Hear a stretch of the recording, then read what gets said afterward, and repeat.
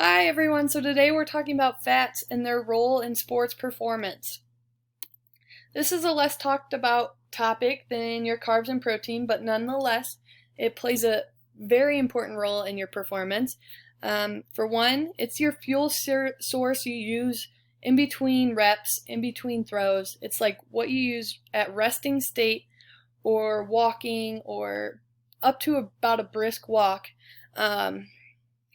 And it just buys your body more time to access your glycogen stores or replenish them. And so it's just a great way for in between reps so that you're not utilizing too much energy and you're able to go at the next rep as hard as you did the rep before.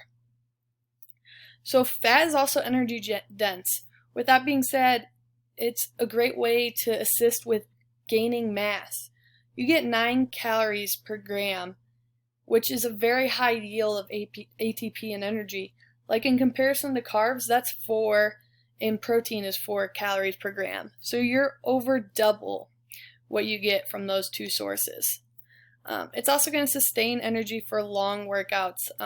If you're a marathon runner and some of your long distance, like 20-30 minute pass runs, at some point your body goes from utilizing carbohydrates as its main source to eventually it switches to using fats as its main source of energy. With that being said, fats are one of the things you may want to consider if you're decreasing like your weight and trying to change your body composition. Fats are going to be one of those things you can kind of change a bit.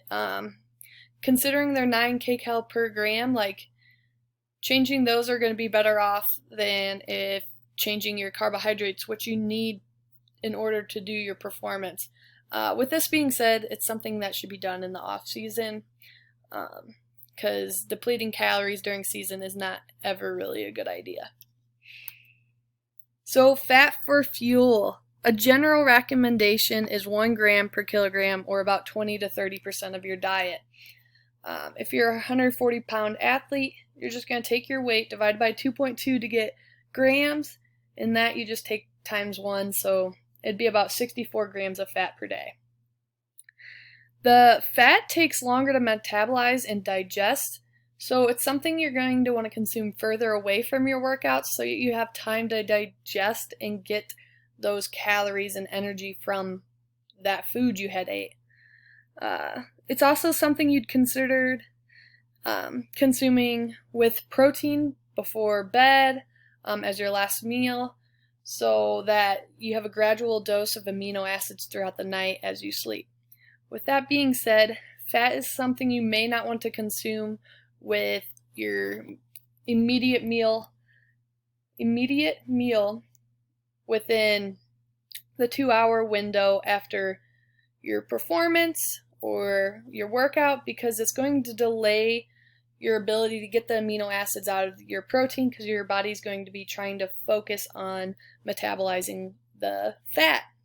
So this is why you're going to want your lean meats rather than your red meats that are high in saturated fat after your workouts. And so overall, it's a general good guideline to eat your lean meats and your plant-based protein immediately after your workouts.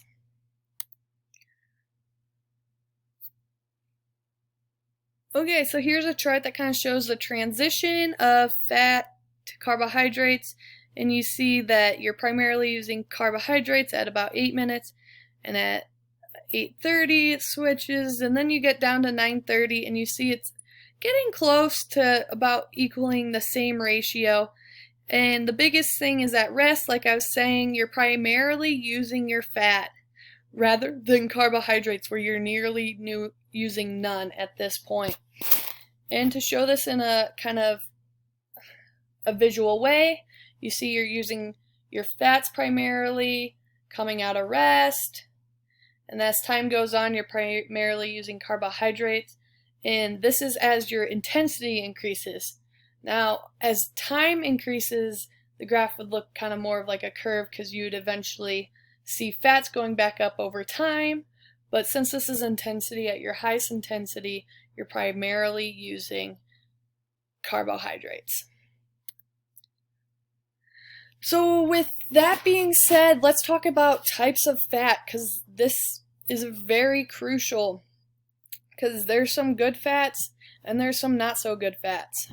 So you got your monounsaturated fats. These are going to help a lot with promoting and like reducing cholesterol in your bloodstream, and then it's also increasing the blood flow, which is really going to help with your performance because you need your blood flowing nicely in order to function properly. With omegas, you're going to have this is going to promote normal function of the brain and nervous system, and then also lower the cholesterol levels and supporting heart health and reducing inflammation.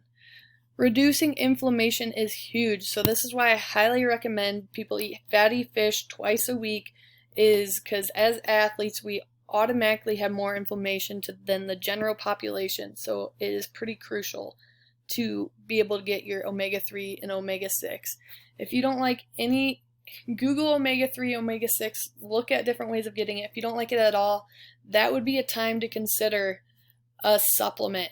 Get your fish oil or something like that, especially if you're already having issues with inflammation. Next is saturated fat.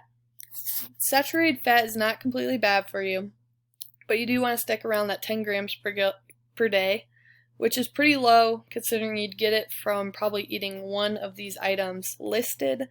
But it's just something to keep in mind because there is cholesterol and not so good stuff in saturated fat.